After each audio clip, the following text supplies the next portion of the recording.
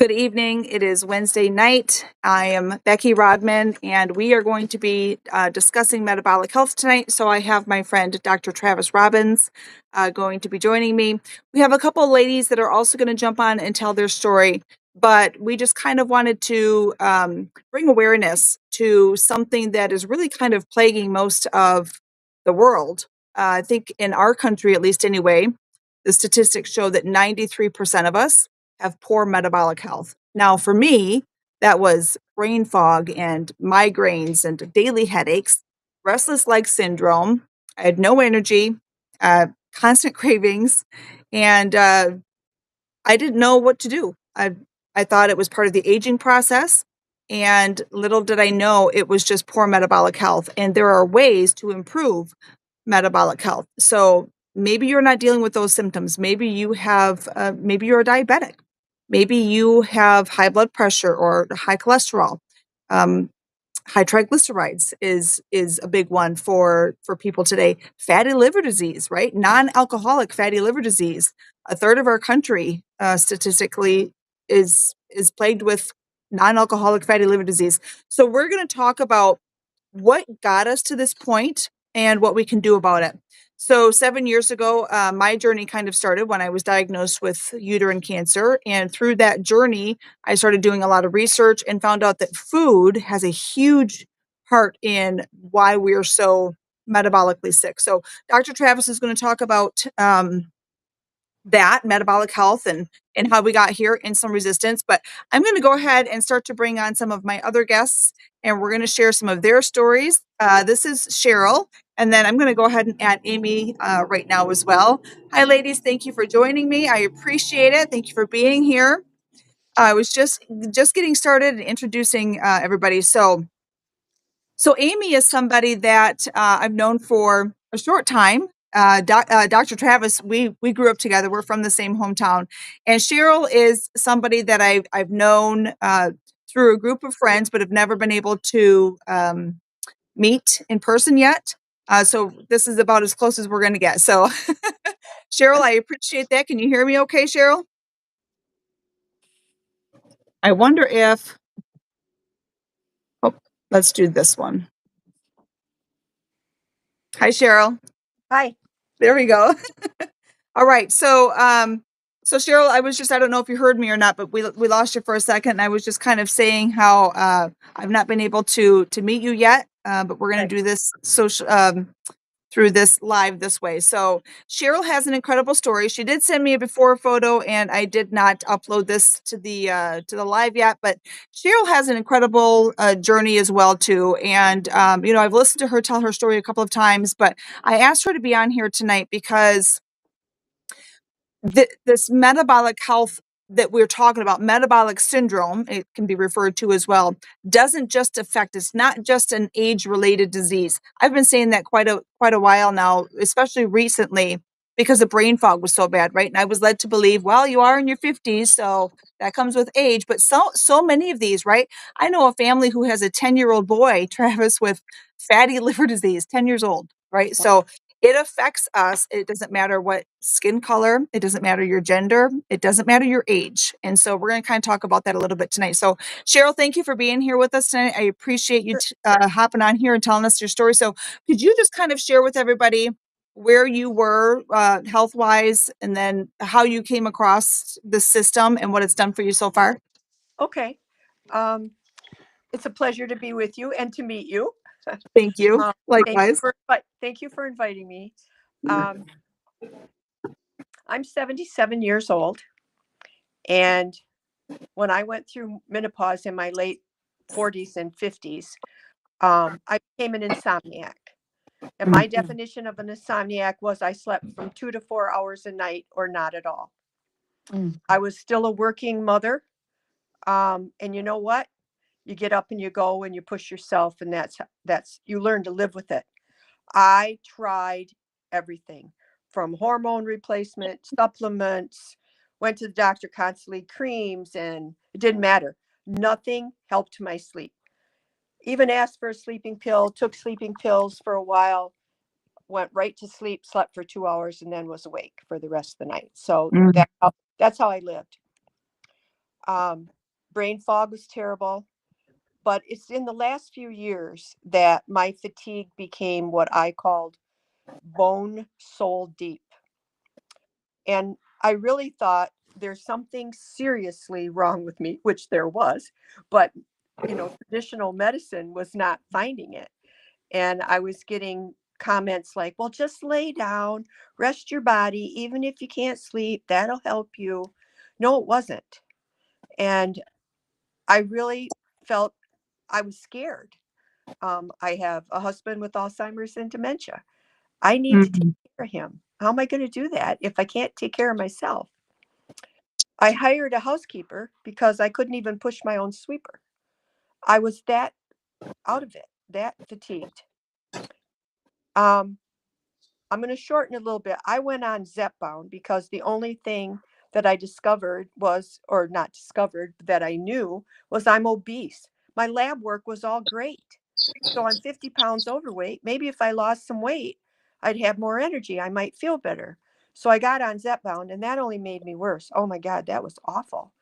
Um, and so I got off that at the same time that my retired doctor friend, who had been my doctor for 30 years, said, I think you need to look at this. And it was the Feel Great system. And I went, oh crap. Another, I really did. Here's another thing to try coming down. But I did the research. I read the research, did my research. And I just said to my family, I'm going to try this. And I had a daughter who said, oh God, mom, fasting's involved in, that's not good for old people. And I said, I don't care. I'm really going to try this. So mine arrived in late January 2026, just 4 months ago. Next week will be 4 months for me.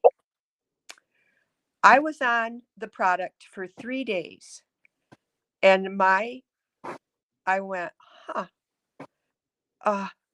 I think I have a little more energy. Nothing big. It was like something had changed. I know now that it was the Unamate, but I just went, wow, something's different. 3 weeks, 3 weeks, I was sleeping 7 to 8 hours of restful sleep a night. That was the biggest game changer for my life in 30 years. I will never get off this product ever, just for that alone. But besides losing my insomnia, the fatigue was gone. I got energy through the roof like I felt I was always a go-getter. I have that now again. The fatigue is gone. The brain fog is gone. Acid reflux. I took 2 omeprazole a day as directed by a physician. I don't have that anymore. I'm down 40 pounds. My cholesterol is leveling out. And this is 4 months. So to me, I'm at the beginning of my journey with Feel Great. I know I have much more health to gain. I wasn't a diabetic, pre-diabetic, don't have high blood pressure. So many of the chronic diseases that I hear the stories of Feel Great people benefiting from and improving their lives. I didn't have those, but what I had mattered to me. And this changed my health drastically, Mm, drastically. incredible. Incredible. Thank you, You're Cheryl. welcome. You talk about energy, and I think a couple things. Amy is a daycare provider. Oh gosh, And yeah. I know that she talks about energy too. When I was in high school, and Travis knows this, when I was in high school, I was a track star. So energy and running was my thing. We have 6 children, and people say all the time, how do you, you have to go, you have to keep up. But it kind of kept me active and going, right? But then when I was getting really sick, I was a server in a restaurant. And I would look at these girls that were half my age and be like, is it because I'm 50? Is that why? But then, kind of like you, Cheryl, after a couple of weeks, my brain fog was gone. That was the first thing that I noticed. But I started running circles around these 20-year-old girls and go, take that. Becky's Yeah. back. So, I taught so thank, school. I taught school and I was a counselor. But when I retired, I managed a 500-seat restaurant for 14 years. whew, I was still for you. I was still an insomniac. Yeah. Wow. Yeah. But I loved the work. And Yeah. if you love the work you're doing, you don't Yeah. ever go to work. And so that helped me, that I loved what I did. And I never had a job that I didn't love. Yeah. Yeah. But to have my energy back and to be able to run like I do now, doing Yes. things, is just amazing. Yes. I love that. Uh, so sleeping, she started her story with sleeping, being an insomniac. If that's the definition of insomniac, there's probably been many nights I probably could have been classified as an insomniac. Yeah. I'll fall asleep. Sometimes I won't have sometimes, not all the time, but sometimes I won't have a hard time falling asleep and might sleep a couple hours. And if I wake up, it's almost like my brain's like, okay, what are we doing? It's like, no, it's 2 o'clock in the morning. I have to go to the bathroom. I just want to go back to That's why sleep. my And my 2 mind's like, hours of what are we sleep. doing today? Get a piece of Yeah. paper so you don't forget all this. Yeah. Because And when I wake up and your brain goes off. yeah, It's like yeah, it's running a mile a minute. Yeah. yeah. And I'm high wired anyway. I talk fast, everything, and so trying to get that to shut off at 2 o'clock in the morning when your body is screaming at you. So I get it. I get it. So in 3 weeks, 7 to 8 hours of Yeah. peaceful sleep. I have to Right. also say, And I still wake up. Part of the reason I'm 77, I got to go to the bathroom. yeah, I have a dog. Might have to let the dog out. yep. But in my insomniac stage, there was never ever going back to sleep. Mm, If I got up to go to the bathroom, I might as well put the coffee on. that's I'm right. And but now I go to the bathroom, I go back to bed, I go right back to sleep. I love it. I've never done that. Never. I love it. Yeah. I I also love have it to say, too. I don't think, and Travis, maybe you've heard of this before, or Amy too. I don't know that I've ever heard it described as bone soul deep. Mm. Yeah, That that's a new description, but Yeah. very vivid and probably very yes, accurate. yes, yeah. Right. I mean that was like wow. Yeah, that was awesome. So Thank you. Travis, I'm going to get to you in just a couple of minutes, but because we're talking about energy, I'm just feeling led to go to Amy next. Because we're on the topic of energy. So Amy is mother-in-law to a family friend's daughter. And so we kind of met that way, also on the Feel Great system.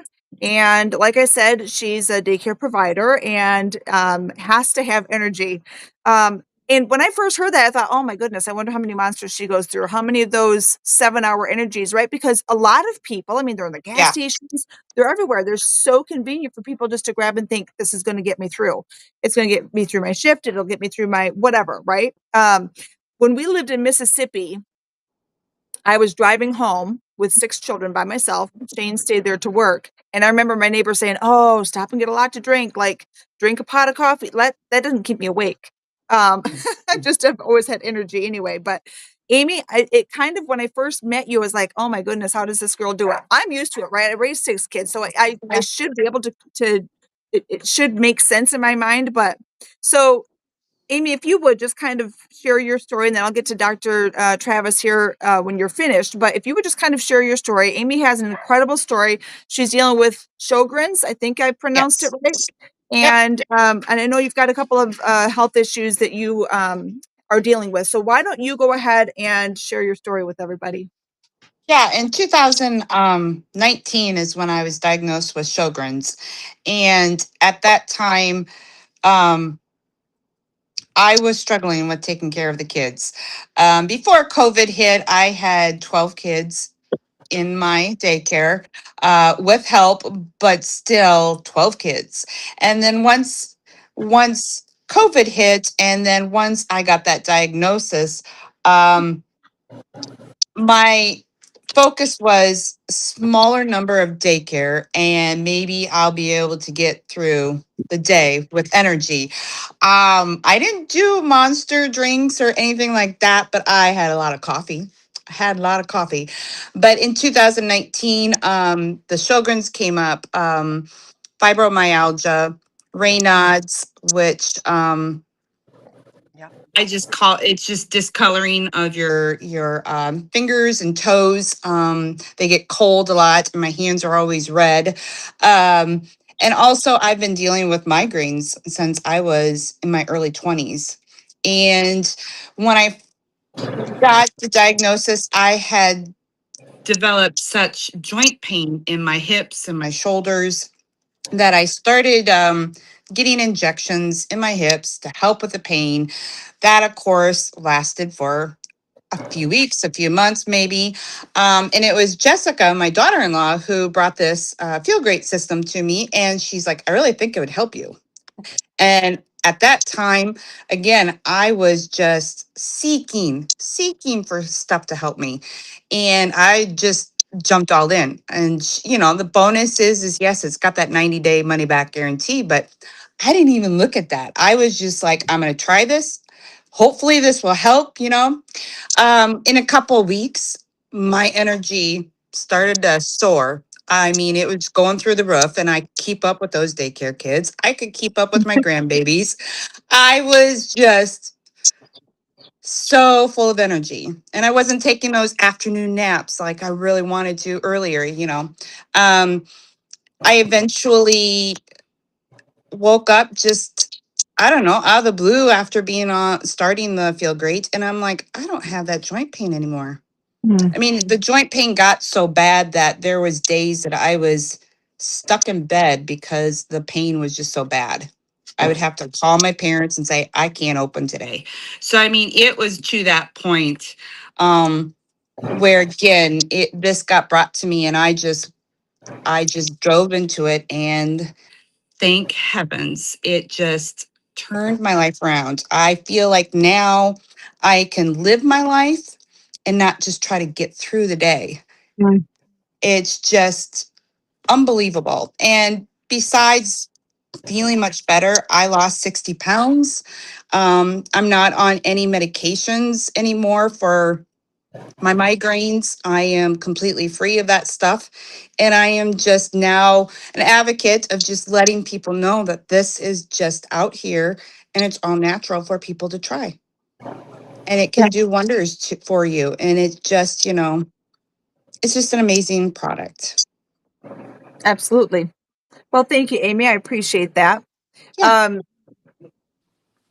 So I wanted to ask you, and I should have taken a note because I was listening to your story and I said, shoot. So, coffee, lots of coffee. I think Mhm. I would run on coffee too. And I found that if I wouldn't drink it, that's when I would get a migraine. So I Uh, always thought it was the caffeine in the coffee. And people would tell me, oh, well, I don't have coffee, but I've got a Mountain Dew or a Pepsi here. Drink that instead. The caffeine was different. Like mhm. it didn't matter. It didn't matter. But even if I had coffee, I would still get the migraine. So I knew that there was an underlying issue. And nobody ever, like my mom, right? Travis knows my mom. My mom might not know this about my mom, but he knows who my mom is. Dealt with migraines for years and on medication and would pop the Excedrin all the time and never found any relief for that. But she did end up with a bleeding stomach ulcer from all of the pills that she was popping all the Yeah. time just Yeah. to try to alleviate the migraine or keep the headache at bay so it didn't turn into a migraine. And so I thought in my mind, it must be hereditary because I'm dealing with That's it. I have a nephew that deals with it. mhm. And it just me but I don't know that it's hereditary. I think a lot of times we become insulin resistant and it can take 10, 15 years, Yep. maybe even 20 years in some people, maybe sooner, um, of getting that metabolic syndrome, getting that poor metabolic health, um, before you end up with symptoms. So why mine was migraines and I thought it was hereditary 'cause my mom did too. Maybe that's why migraines were one of my symptoms, but it really encompasses. In fact, I think, and Dr. Travis, you can kind of talk about this a little bit, but I think I heard that Dr. Bickman say, if it's not contagious, then it falls into the category of metabolic health, right? So if you can't catch it from your neighbor, then it falls into the category of metabolic health. So it can really encompass just about anything from the top of your head to the tips of your toes health wise could be a result of dealing with something called insulin resistance. So I'm going to have Dr. Travis talk about that. Like I said, Travis and I are from the same town. He's a couple grades younger than I am, and so know each other fairly well, and kind of went in different directions after high school. And he ended up in the Army and retired from the Army, and he now runs a VA clinic, I think. if I'm correct in remembering that. And so he was actually studying up on insulin resistance when our mutual friend John reached out to him, and so was very intrigued by the topic already. And so, so Travis, maybe you can kind of talk a little bit about that first, and if you want to share your story before that or after that, that's completely up to you. But I'm going to kind of open the floor to you now. I didn't necessarily ask Travis to go in a specific direction, just whatever he felt he wanted to talk about tonight in regards to insulin resistance. So, Travis, I'm so happy that I was able to get you on here tonight. Thank you for taking time out of your evening to share this time with us. And floor is yours. Yeah, well, thanks for having me. And I will say, you ladies have great stories. Yeah. And that is an amazing testament of what the human body is capable of doing. Mm. And, I don't know, I don't want to speak for the great Dr. Ben Bickman, but when he said that so many conditions, if they're not contagious, they're related to metabolic function. Another way I look at that is metabolic function is really related to our lifestyles. Mm. The food we eat, the sleep we get, the activity levels, our energy has to do with our lifestyle, which affects our metabolism. And so things like autoimmune conditions Right. oftentimes have some element or link to gut health, our diet. Fibromyalgia has links. So I don't want to say cause and effect, but we have to understand that our bodies are so complex that Yeah. if we're putting in high fructose corn syrup, refined carbohydrates, highly processed foods, foods that come in wrappers, boxes, and with barcodes instead of whole, healthy, home cooked meals, Yeah. a lot of times our body has no other way to cope with the stress of those unhealthy foods, uh, that the system starts to break down. And so it's amazing when I hear stories of small, simple lifestyle changes that allow the body at any age to start to heal. And we've seen that from the teens when children are starting, as you said, Becky, starting to get non-alcoholic fatty liver, diabetes, obesity, chronic high blood pressure. All of those problems that 40, 50 years ago were, and I'm air quoting, old people Yeah. conditions. Yeah. They're now starting to happen in elementary school and middle school and high school. And I don't have the stats, but the numbers are shocking. The number of high school students who have metabolic syndrome, which is 3 or 4 metabolic conditions that cluster together and are really the hallmark of the American lifestyle. And so it's amazing to hear. I would love to say that you ladies are extraordinary. So keep up the great work.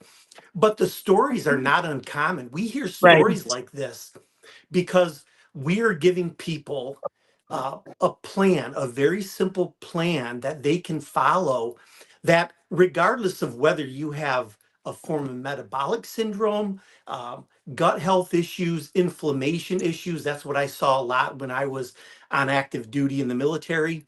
Uh, a good lifestyle plan, and we'll talk about those elements going through, they can really help manage, reverse, and I'm going to say it, I always get in trouble, cure many conditions that we were living with that we thought were just old age, that we thought were genetically based. Oh, my parents, my grandparents have cardiovascular disease, high blood pressure, history of some cancers, can all be linked back to lifestyle, metabolic health, and right now more than ever, today, more than ever, the average American has more health facts and more health power in their hands than at any time in history, meaning that we can control a lot of our health. So if you have history of heart attacks in your family, history of high blood pressure, coronary artery disease,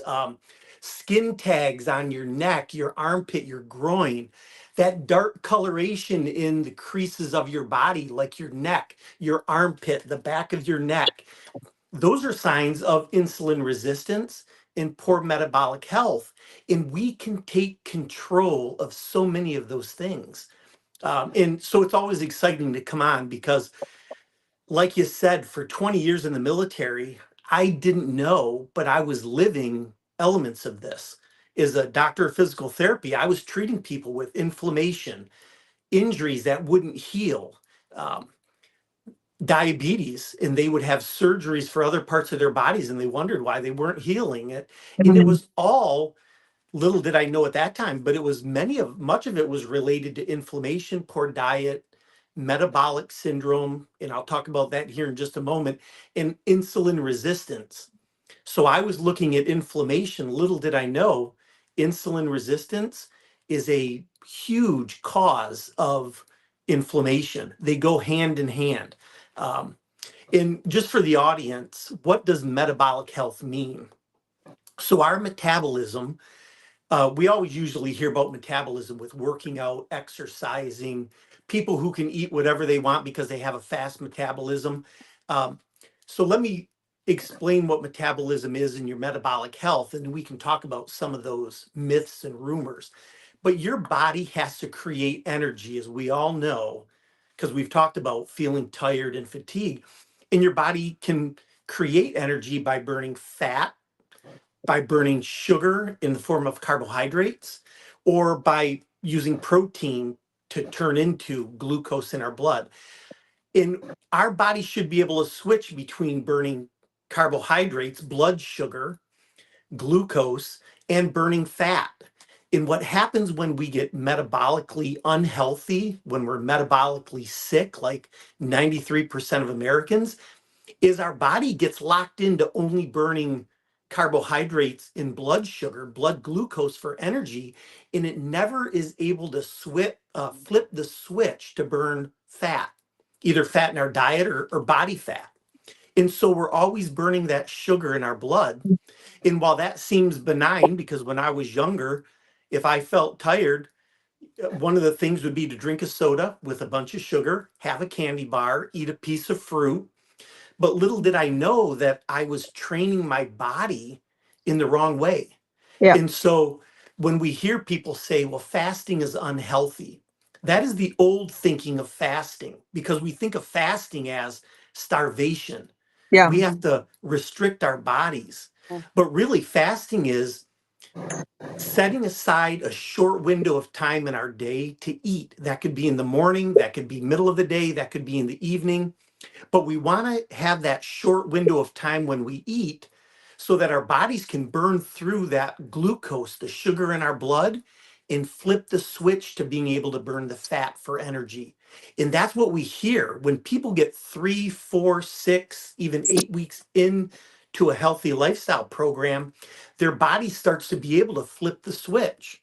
You eat food and your blood glucose rises, you're able to burn that glucose in a healthy way. When your blood glucose drops, then your body can begin to burn body fat. And that is very healthy. That is what you want your body to do. And many Americans say, well, when I fast or when I go without eating, I get hangry. That is a true sign of metabolic illness. If you get hangry, that's your body telling you your blood glucose is dropping, but it doesn't have the ability to flip to burning fat, and you feel the effects of the low blood sugar. And we have a protocol, a program that can help with those kind of situations. And you ladies are living proof that this concept can work. We smile because it feels so easy and so natural. Um, and once we start spreading the word, that's the good kind of virus that we want to spread because, like I said earlier, we have more health information, more control of our health and longevity than what we've ever had in our lives, anytime in history. So I Right. know I kind of went off on a little metabolic rant, but I there love is it. so much goodness in these ladies' stories, from being able to sleep through the night because Yeah. their body is processing energy healthy in a healthy way, to managing autoimmune conditions and fatigue and arthritis and inflammation. The Right. body is so truly amazing that when we give it what it needs, it gives us what we want, and that is feeling great in a natural way. I love that. I don't Yeah. Travis, you just speak so well, but you make things like easy to understand. Yeah. And the way that you can describe and explain things makes me happy because I can Well, I understand. appreciate it. It's Yeah, because I'm not that smart of a guy, so I have to keep it I doubt simple it. for myself. I doubt it. Um, yeah, you know the KISS principle, KIST, keep it simple for Travis. Um, so that's the words we live by. I wanted to ask you. So, so we only need kind of going back to flipping that switch. Your body will only ever burn food for fuel or fat for fuel. That's it. Right? I mean, primarily Yeah, those essentially that is true. Yep, those your are our energy two sources. channels.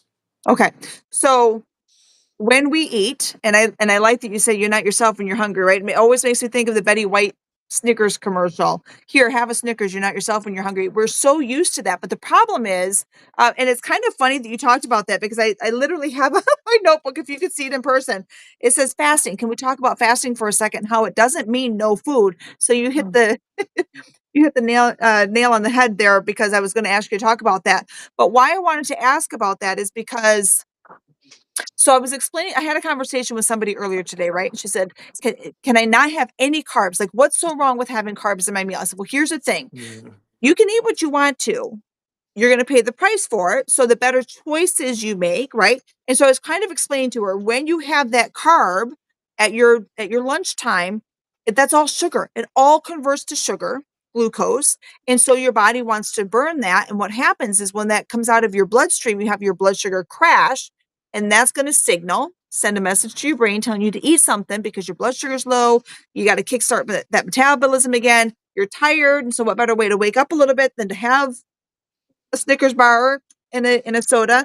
So, but is it true that our body to function properly only needs 1 teaspoon of glucose at any time to function? So when you're having these high carb meals, and even if it's not a high carb meal, like I think I looked once, 4 grams of carbs equals 1 teaspoon of glucose. So yes. one slice of whole grain bread that's 12 grams, you guys, is dumping 4 teaspoons of sugar into your bloodstream. So your body only needs 1 teaspoon of that to function. The rest of it's going to get stored. Yeah, and it gets stored in the liver. So when we see children or adults with non-alcoholic fatty liver, a lot of times they're drinking what seems healthy is a Yeah. nice glass of fruit juice. But that fructose or that soda pop with high fructose corn syrup or some derivative of that, your body gets that signal, it spikes the insulin, your body can't burn off that sugar, the glucose in your blood, and it stores it. The liver is a beautiful storage device Mhm. and it does a really great job. Unfortunately, it stores it as that fat buildup, is an energy store in some regard. But when we're drinking high sugar beverages, eating high refined foods that have the high loads of carbohydrates, if your body can't burn it, it's going to store it, and it's going to store it first in the liver and then on the body as body fat. And that is the culprit. And 1 teaspoon is an insanely small amount. I always tell people it's hard to visualize how small that is till you actually see it. So if people are watching this video, when the video's done, just go check that for yourself and then take a look at the back of a full bottle of pop and Yeah. see how many grams of carbohydrates, sugar are in that bottle of soda, juice, energy drink, and divide by 4. And then take that spoon, that teaspoon, and scoop that sugar onto your counter and see the heaping amount of sugar that is in that beverage, that food. And that is one of the strongest visuals that I learned. And the other day I was at the store and I was reaching for a pop because it was going to be refreshing. And I saw the carbohydrates and I did the math, and I chose the water instead because, I knew the payoff. It's not a zero sum game. It's not, oh, have the soda now, have the pop now. It won't hurt you. That much sugar has a very uh, poisonous, in some regard, effect. And there is a trade off. And we should be looking at really an adult, male or female, should be looking to have 15 to maybe 25 grams of added sugar in their day. The lower, the better.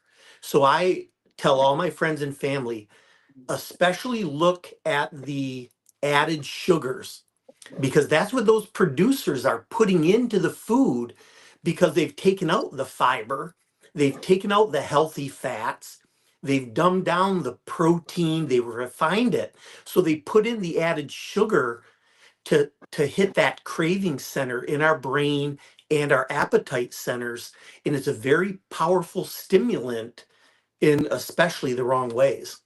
Mm, yeah, that's a good point. So when you're talking about, having so many teaspoons of sugar, so many grams of sugar in your system, and us only really needing 1 teaspoon or 4 grams of carbohydrates, when we're told then to make sure you start your day with breakfast because it's the most important meal of the day, it's going to kickstart your metabolism. We've just gone all night long, Travis, right? Burning off the sugar. From the carbohydrates or whatever macronutrient was in our dinner. We burned through that teaspoon. And now we've actually tapped into the stored fuel, the stored fat, and we're burning that. So first thing in the morning, and you stop and think about some of these breakfast foods, right? I mean, I was never really a big breakfast fan myself, but I mean, good grief, we've got oatmeal. Oatmeal is a big one, right? How many I mean, I worked in an AFC home in almost every single it was a 12 resident home. Almost all of them had oatmeal for breakfast with toast and orange juice because it was healthy. And Yeah. then, we're having that. We're feeding our kids a bowl of cereal or some flavored instant oatmeal, and we're grabbing a Starbucks on our way to work because we're running later. So we've just gone from burning the glucose, finally tapping into that stored fuel, that stored fat for fuel, only to that's not take one step forward, 2 steps back. That's take one step forward, 15 steps back. When you want to start your day with something like that, just to kickstart the metabolism, are we doing it wrong? So I know that you had said something. It's not starving yourself or not allowing yourself any food. You're really just kind of skipping a meal, or maybe you're skipping the snacks. Start there and allow your body then. It's really more, could I say it like this, Travis? It's really more controlling your insulin spikes. Or Perfect. controlling Yeah, the that's insulin absolutely metabolism. right. In some people, so insulin is a hormone that our body makes in order to utilize the sugar that's in our blood. It's a kind of like a key and lock kind of system. You have to have the insulin as the key to fit into the lock in our cells to open up the channel for our body to use the glucose. But there's a process there. When our blood sugar goes up, insulin gets produced in the pancreas to go up in order for our body to process that glucose. And that sounds great because it's a mechanism. A glucose goes up, insulin goes up. But insulin also has side effects. High insulin, that is where the insulin resistance comes in. When your body is always having that elevated insulin, those receptors essentially get clogged up. And more insulin is needed in order to bring that blood sugar down. So many people uh, have elevated blood sugars, and that is where some of those negative impacts. So yes, one key strategy people can try is to wake up and try to push back breakfast a few hours. And I always tell people, if you go to bed at 9 o'clock at night and wake up at 5 or 6 in the morning, you've already had 8 or 9 hours of Right. fasting time, like you said. Push it back just a few more hours and see if you can have that first meal at around your bedtime in the morning. So if you went to bed at 9 o'clock at night, see if you can wait till 9 o'clock in the morning. That would be a 12-hour fasting window. And then when you break your fast, because your body has had 12 hours to burn through the glucose in your blood, some of the energy stored in your liver, then break your fast with protein and fat. Fat is not the demonized thing that it was 20 years ago, 10 years ago. We know that fat is very healthy in a healthy lifestyle. We don't have to fear fat. And so breaking that fast with protein and fat does two things. You're not taking in the carbohydrate. You're not having your Captain Crunch in the morning with, uh, I grew up in the Saturday morning Captain Crunch and cartoon kids. So we're not putting in the carbohydrate, and we're giving our body the fuel it needs to start the day and continue to burn that body fat and learn how to burn that body fat. So eggs, bacon, hamburger, I have hamburger left over from making burgers the other night. That could be a great satisfying breakfast. I've done that. Doesn't, Yeah. yeah, it doesn't sound ordinary until you add that into your lifestyle and you see the health benefits. And then you're like, wow, where's that been all my life? Yeah. I've been eating the oatmeal, Mhm. the toast, the orange juice, the Pop Tart, and that's what we want to do. So start with a 12-hour fast. And what people normally find is when they start with a 12-hour fast and they break their fast with protein and fat over a week, a month, several months, it's not 9 o'clock anymore. Now it's noon and you've had a 15-hour fast, or 1 or 2 p.m. and you've had an 18-hour fast. And now you're getting into the more profound health benefits, but you've done it in a gradual way to where you're not really stressing your body. You're letting your body respond naturally. Yes. And I always caveat all of this by saying, if you have underlying health conditions, talk with your healthcare provider, your physician, your nurse practitioner, your physician assistant. Let them know what your plans are so that they can help ensure that you're being guided through in a healthy way. A lot of times, you're going to be giving them information that they can potentially use with other patients in the future, because this is common sense for us, but we still have to get the word out to probably 300 million more Americans. Yeah. Yeah, exactly. Thank you. He was kind of talking about start with a 12-hour fast, right? If you go into bed at 9, you get up at 9, there's 12 hours gone right there. Well, you said something about if you just sleep 8, 9 hours, and I immediately thought, poor Cheryl. So, right? But it made me think, what was she doing? If she was only sleeping 2 or 3 hours, what? So when you would sleep for 2 or 3 hours and you'd get up because you couldn't go back to sleep, were cravings bad? Were you like trying to find time to fill the space of like how hard was that in the middle of the night, or was that not a big deal? No, sometimes it really was. Yeah. I'm a baker, Mhm. so there was always sweets in the house. Um, I could live back then. I could have lived on ice cream 24/7. I could eat it for breakfast, lunch, and dinner. So sometimes when I got up in the middle of the night, it would be that. Typically, most of the time, because I was already obese, I would try to not do that. You My children, as they grew and left the home, I still have a husband. And so it was important to me to be quiet, Mm.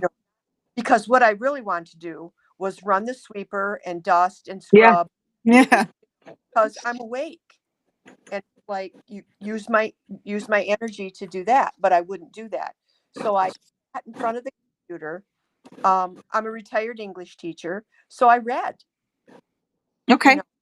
That's what I would do with my time. I would lay in bed and read, which also required that I go to a different bedroom. Yeah. So that was extremely difficult for my husband I bet. to not, when he'd reach, that I'm not there. Yeah. The light on, uh, So it wasn't affecting just you. yeah. Yeah. Well, I didn't Becky, even think about that. another problem with not sleeping is just not the cravings that come with it, but the lack of sleep actually drives up our stress hormones like cortisol. And Mm. those stress hormones have an effect on our body and are part of the craving cycle. So when we get better sleep, when our stress hormones come down, when we're eating less refined food, less refined carbohydrates, and more fat and protein, a lot of those cravings naturally go away. But we always need to be thinking about our health is our Yeah. exercise, our sleep, and our diet. Those three have to go together. Yes. Perfect. Wonderful. Amy, I'm going to come to you in a second, but I know, Travis, you kind of jumped right in, and I appreciate it immensely. But would you just kind of talk about what kind of health struggles you were dealing with? Because I know, you were in the Army. You retired from the Army. Thank you for your service, first of all. Well, thank you. And thank you. Yes, absolutely. And thank you for your work with veterans. And so would you just kind of share your story a little bit? So it's very humbling because being in the military, part of your job is to stay fit. And I did a relatively good job of that most of the way through my career. But, and we've said it before, as you get older, nagging injuries creep up and it gets harder to exercise and you put on a little weight. So my story is the average American story. Um, I was active. I was a high school and college athlete, went into the military, stayed active. I chalked up my slow progressive weight gain over the years as getting old, my metabolism slowing down, old injuries catching up on me. And frankly, I use that as an excuse. Yeah. Looking back, I know Yeah. that I used it as an excuse because I didn't know any better. I didn't know what the real reason was. So it must have been those things. But really, what it was is I was getting up early for PT, so I wasn't sleeping a ton of hours. 4 to 6 hours a night was a good night's sleep. Because you have a young family, I was in military schools. You're living the life. I'm Yeah. running my career, and it takes a toll. So I gained weight, and I'll be embarrassed. I'm 5 foot. I'm starting on the shrinking side now, so I was around 5'10". Now I'm closer to 5'9". But at my worst, I was around 240 pounds. Don't do the math. It was horrible because I felt hopeless. Here I was, a doctor of physical therapy, working with soldiers, elite soldiers, athletes, uh, spouses, retirees, and I should have known better, but I wasn't putting the pieces together. I wasn't able to see the forest for the trees, and I was gaining weight, had sleep apnea. It just I was a metabolic train wreck. Mhm. And I personally couldn't figure out myself. I would exercise, but I wouldn't lose weight. Well, now I look back, I know it was my diet. I was intermittent fasting for 12 or 15 years now. But because intermittent fasting was newer, I thought, well, I just deprived myself for 18 hours. I'm going to Yeah. break the fast with whatever I want. That's right. It wasn't with just protein and carbohydrates. Yeah. So I filled in the gaps tremendously, exponentially over the years with good, healthy science and medicine. And now it's kind of embarrassing. I wish I would have known this 20 years ago Yeah. because it really is life changing. But my story, humbly, is the same as so many Americans: busy, stressful lives that sneak up on you, and things build up over time until that hopeless feeling sets in, and you wonder where your youth and your energy and your vitality went. Mhm. So then turn around, talking to my friend John, my wife and I kind of at wit's end. So it was a blessing that John called me, and we gave it a shot. Like these ladies, we said, what is it going to hurt? I'm going to give it my best effort. I dug into the medical research and thinking I was going to debunk the plan, only to find that everywhere I turned, the science was reinforcing it, the medicine was reinforcing it, which really was even more humbling because I'm like, here I was, a medical provider with the research at my fingertips, and it wasn't available for me to read and know about.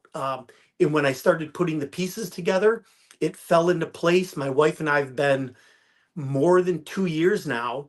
She's down 70 to 80 pounds, depending on, um, I'm down somewhere around the 40-pound mark, but we exercise every day. It's just been an amazing journey. And again, I Wonderful. wish I would have known about this 20 years ago. Yeah. Same. I think we probably all could say the Yeah. same. Well, Well, because, interesting that you say that because the fiber's been around for 35 years. So why we And I all don't remember when the know, fiber came out. do you? Yes, because I'm a natural biohacker. Like I think about how the body runs and how do we optimize it. So I think of biohacking is a healthy word that we want to know how our body runs and how Yeah, to do it naturally. And when those products came out in the old days, the fiber was meant to capture the cholesterol and help us bring down cholesterol. yeah, Then they found that it also helped us manage the blood sugar and the metabolic symptoms. So again, medicine has come so far. We have so yeah, much power and information at our fingertips. yeah. People just have to take the first step. If you know somebody who's struggling with their health, help them take the first step. You'll never regret it. right. He says if you know anybody struggling with your health. So I want to throw this picture up here real quick, if it'll cooperate with me. There we go. We talked about metabolic health, and you've heard from the four of us with the health struggles that we were dealing with. But maybe there's stuff on this list. Travis, I'm glad that you mentioned, the skin tags and the discoloration. But even, Amy's daughter-in-law, Jessica, dealt with PCOS. We know now that insulin resistance is the biggest contributing factor that leads to PCOS, and she really struggled with that for many years. Digestive issues, and so there's some pictures, some health issues here. If you're watching and you know either yourself or a loved one, friend, family member that's dealing with this, maybe insulin resistance is the root cause of those problems, and we need to start kind of looking into that. So reach out to one of us. Travis is the only one that's in the medical community, in the medical field, out of the four of us, but we all have this system that we can help get you started on and see if we can't target insulin resistance. So, we kind of talk about controlling insulin spikes, controlling the food. Why is this one not wanting to come up? Sorry, I'm trying to, there we go. So we've kind of talked about this a little bit, how we get up in the morning, we start with breakfast because we've been lied to and told that it's the most important meal of the day, but stop and look at what the breakfast foods are that we're actually eating, and we're breaking our fast that way. That's going to cause our blood sugar to crash. A couple hours later, we're going to have a snack because, we're shaky, we got the jitters, we're tired, we're grumpy, our blood sugar's low, so we eat, bring that back up again. And before you know it, we're doing this 2-3 times a day, the snacks in between our meals. And so we're on this blood sugar roller coaster. And so if you're struggling and insulin resistance is the root cause of these health issues that you're dealing with, let's take a look at your diet. How many meals and snacks are you eating a day? What kinds of foods are you eating at those snacks? And to briefly discuss the products that we were talking about, like Travis said, he remembers when these products came out. This fiber was formulated back in 1990. It's been around for 36 years. Every single physician, in my opinion, I'm not a doctor, I don't know how difficult it would be, but in my opinion, every physician should know about this fiber and be talking about this to their patients. Like he said, it was formulated as a way to manage cholesterol, and we now know that it helps to control blood sugar numbers. It helps to manage weight issues. There was actually a study done on it by the University of Sydney. They created the glycemic index, the GI index, and so they studied it and was able to prove that when you take this fiber blend, this balance prior to your meal, it can actually reduce that blood sugar spike by upwards of 43%. And so it's a big deal.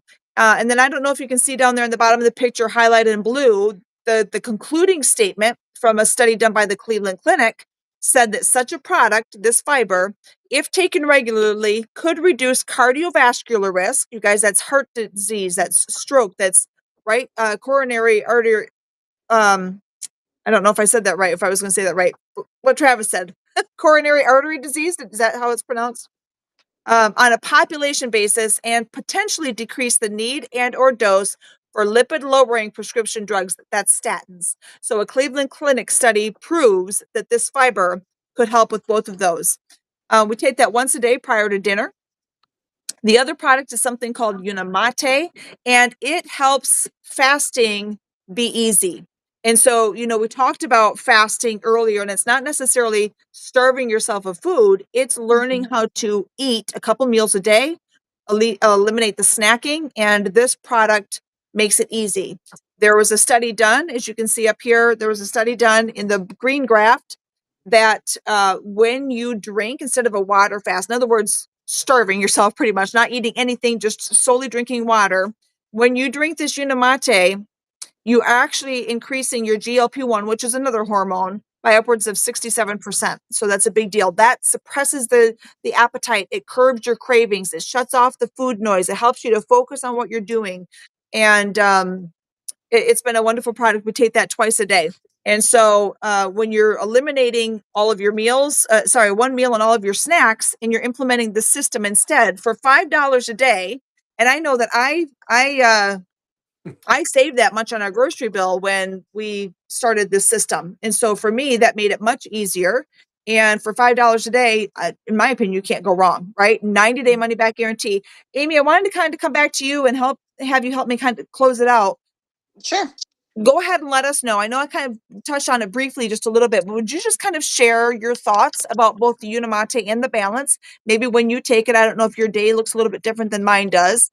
And then any kind of closing thoughts on either the Balance or the Unimate, or maybe both. I wake up in the morning. Actually, let's back up here. I start my fast after supper time. And so I'm fasting through the night and kind of like till 9, 10 o'clock the next morning. But when I wake up in the morning, instead of having that coffee, I have my tea, and I have it hot. You can drink your tea hot or cold, and I have lemon hot. And I'll sip on that. And if I want to, then, a couple hours later, have a cup of coffee, black, because I'm still fasting, then I'll have a cup of coffee. But then I usually break my fast again around 9, 10 o'clock in the morning. Sometimes it's later, especially when I'm traveling. I can find that I can push that back till afternoon, closer to that 17, 18 hours. And I was one that I got hangry way back. But now on this, it's a piece of cake. It is Yeah. so easy. Um, and then I generally have more than 2 teas a day. But I'll just sip on them throughout the day. I like them with lots of ice. And I have my biggest meal at supper time with my boys. And the Balance is easy. It's just, you mix it up with the water, you shake it up, and you chug it down. And it's so easy. And it tastes great. So, um, yeah, it's just these two products. And it's so easy to take with you when you're traveling, to take with you wherever, and mix it up, lickety split. And it's, I just can't, it's just so easy. And that's what people are like, they'll ask about that when I get calls, and I'm like, it's easy. You just take these two with you and you can go wherever as long as you get some water. You can mix up real easy. So Very that's easy. generally how I take it. I know everybody's fasting can be different and look different, but I just push my breakfast back when I Yeah. break it at 10 o'clock in the morning. That's when I have my breakfast, and I do my protein, my avocados, my eggs, cottage cheese. That's when I really hit those proteins, and then I don't eat anything until supper time. Nice. Yeah, some people say, "Oh, I don't know if I can give up my breakfast." Then have your breakfast. Just Yeah. have it a few hours later, right? Yeah. You're still going to you're still going to have some benefit of allowing your body to be in that fasted state a little bit longer. Now, this is kind of where like I said at the beginning, making better food choices are going to have Mhm. better results, right? So, having the oatmeal toast and orange juice at noon is going to be a little bit better than having it first thing in the morning when you wake up. But can we make better food choices and have even greater effects and greater results? And And so, I do have people oh, who eat breakfast, 7, 8 o'clock in the morning, but then their last meal is lunchtime. And that's when they go into their fasting. yeah, So really, it can be whatever works with your family's routine, with your routine, it can work. You just, adjust it. it Right. works well. Absolutely.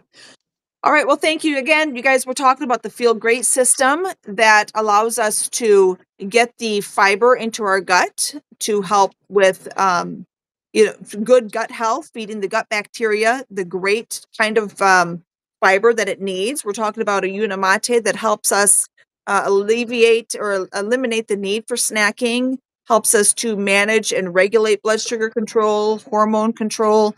And if you have questions about this, the company offers a 90-day money back guarantee. We do accept HSA and FSA. So if you have that, we can look into helping you use that for to purchase this with. If you have questions and you know Dr. Travis, please reach out to Dr. Travis. If you know Amy or Cheryl, please reach out to them. And we just want to get this, what was the number, Travis, that you said earlier? How many million Americans? At least 300 million more to go, but we're So, working on it. so the chances are, if the statistics in this country is that 93% of us have poor metabolic health, chances are it's you that's watching, or your loved ones, or your neighbors, or your family, or your friends, right? So it's an all natural plant based product, 90-day money back guarantee. You truly cannot go wrong. So reach out to us, let us know, leave a comment. One of us will reach out to you. And Travis, Amy, and Cheryl, I don't know what happened to Cheryl, but reach out to one of us. We'd love to help you get started and get you well on your way to better health. So you guys, thank you so much for being here. I appreciate it. It's been several weeks since I've done a live. So what a great panel to have on tonight for me. So I appreciate you guys taking time out of your busy evenings to sit with me for an hour and do this. So thank you so much. Well, thank you for having us. Thank you. Absolutely. Good You're to see welcome. you. Thanks, guys. You too. Thank you guys. Have a good night. Have a good night. Thank you. Bye-bye.